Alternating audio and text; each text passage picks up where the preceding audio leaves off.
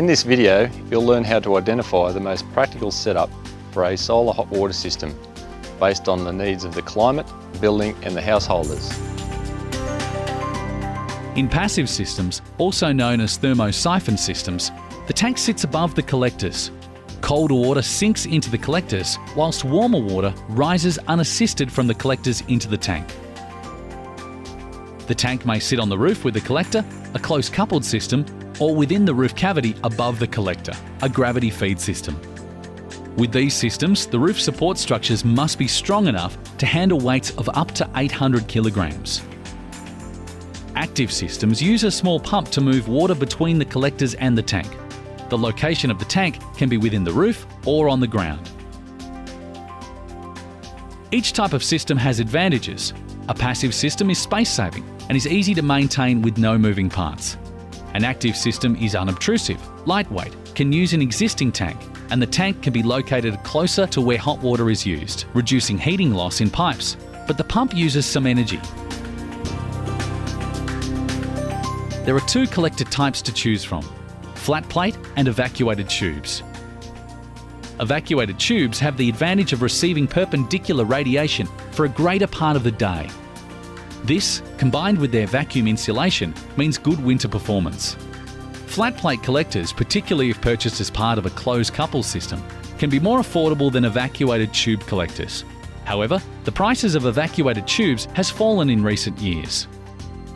Collectors should ideally face true north in a shade-free position. Facing the collectors 45 degrees from the north will result in only minor reductions in performance. The ideal inclination is the angle of latitude plus 5 to 10 degrees. Sydney's latitude is 33.5 degrees, so an ideal angle of inclination would be around 40. However, plus or minus 15 degrees would still provide adequate performance. If your collectors face due east or west, the lower the angle of inclination, the better. However, to allow thermosiphon flow, you must always keep the angle above 10 degrees. For the correct sizing of your collectors and tank, consult manufacturer's guidelines to see what is best for the climate and household. In places with minor frosts, evacuated tubes may offer enough inbuilt protection. In climates with regular frosts, indirect or closed-loop systems are the most popular and reliable form of frost protection. Instead of water, an antifreeze fluid is heated in the collectors. The antifreeze passes heat onto the water via a heat exchanger. The antifreeze does not come into contact with the household water supply. Other frost protection methods are available, such as frost protection valves, temperature programmable pumps, and drain-back systems. In an Australian summer, water in collectors can easily approach boiling point.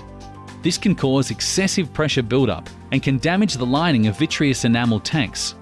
The Australian standards state that solar hot water systems must provide over-temperature protection without draining water, so a temperature pressure relief valve is not enough. The most common way to prevent overheating in the tank is by automatically stopping the circulation between collector and tank when the tank water gets too hot. This can be done using a solar control valve or a temperature-controlled pump.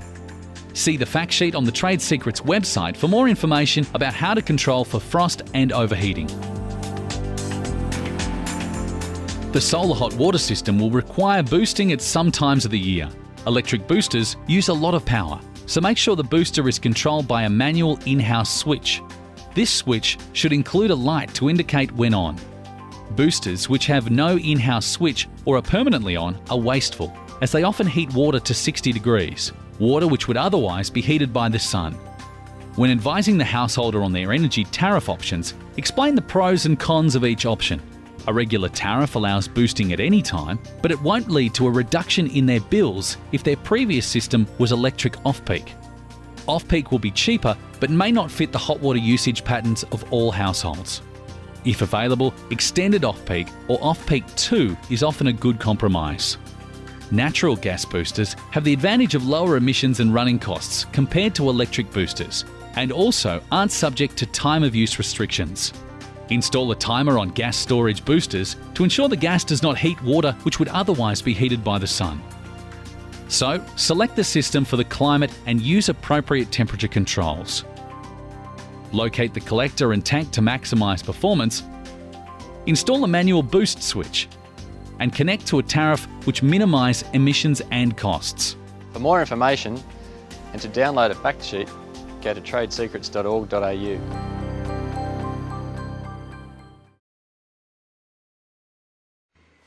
Hi, this is Nick the Cat, and I want to show you how to build a water heating solar panel. This was one of my many projects since I returned to the US. First, I built a jig to draw a straight line down a 52-inch long, 1-inch diameter copper tube.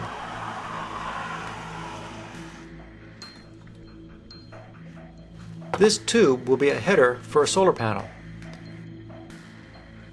Next, mark that line every 2 inches down the pipe for a total of 21 locations, centered around the center of the pipe. Line up all of your headers and mark all the other pipes identically.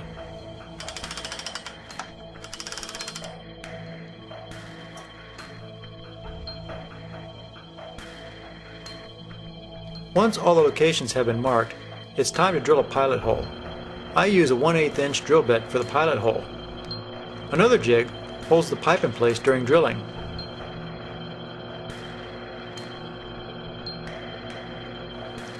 Drill the pilot hole as close to the X as possible in the 21 locations.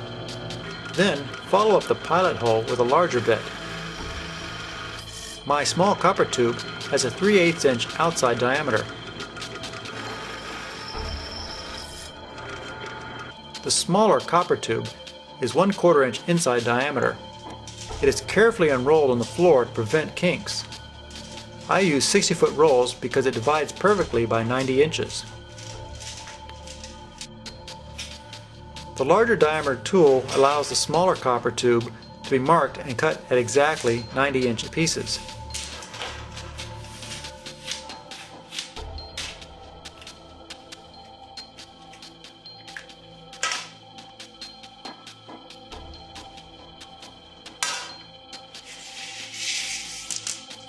The copper pieces still have bows in them.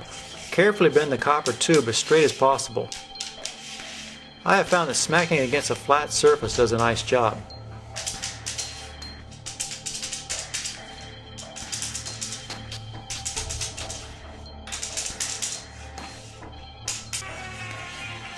Sand the ends of the tubes.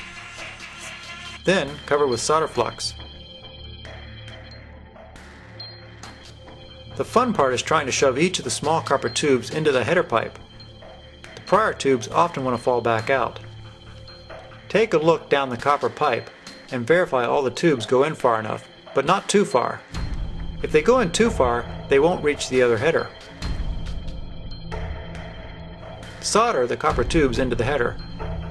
Be sure the header is hot enough or you won't get a good solder joint.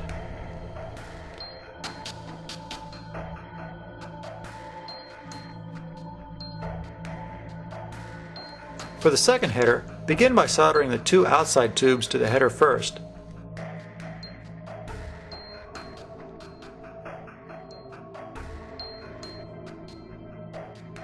After they've cooled, then shove the rest of the pipes in place.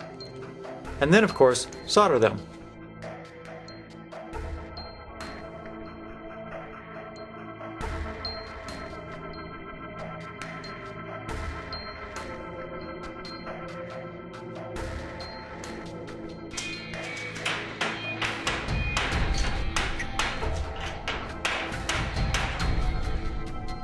Soldering headers indoors is okay, but the next step, soldering 5/1000 inch thick copper sheet to the copper tube, is best done outside due to the amount of smoke you will create. Press the copper sheet securely against the copper pipe. I found 3/4 inch black iron pipe did a reasonable job. Have lots of solder available. I use 50/50 lead-based solder for this part of the project.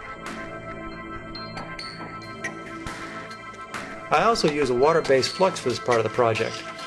This jug was good for about 3 solar panels.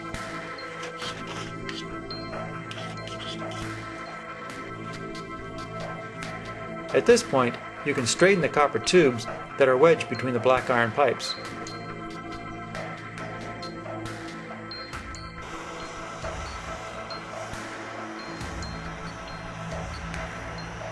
You will spend about an hour soldering the copper sheet to the pipes.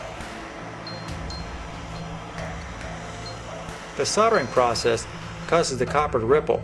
This is fine. The other side of the sheet is the face of the panel. I sandblasted the face of the panel to roughen up the surface for painting. I used Rust-Oleum high temperature paint without a primer and sprayed the face of these panels. I let the panels hang in the basement for about a month to let them off-gas before putting them into the boxes.